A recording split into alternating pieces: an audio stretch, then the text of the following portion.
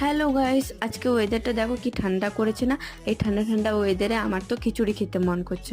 তো আমি এখানে ডাল ভেজে নিয়েছি, তারপরে দিয়ে দিয়েছি চাল, জল আর একটু হলুদ দিয়ে সিদ্ধ হতে রেখে দিয়েছিলাম। তারপরে আমি এখানে জিরে, লঙ্কা, তেজপাতা দিয়ে একটু ভেজে নেওয়ার পর পেঁয়াজ দিয়ে ভালো করে ভেজে নিচ্ছি। তারপর কাটা সবজিগুলো দিয়ে দিয়েছি, ফুলকপি, আলু, আর তার মধ্যে দিয়েছি সয়াবিন। আমার সয়াবিন খেতে অনেকই ভালো লাগে। আর তারপর দিয়ে দিয়েছি একটু মশলা। মশলা দিয়ে ভালো করে কষিয়ে নিয়েছি। তার মধ্যে দিয়ে দিলাম আমি এবারে মটর। মটর দিয়েও ভালো করে কষিয়ে নেওয়ার পর চাল ডালে আমি সবজিগুলো দিয়ে দিচ্ছি। আর এখানে আমার খিচুড়ি হয়ে গেছে রেডি।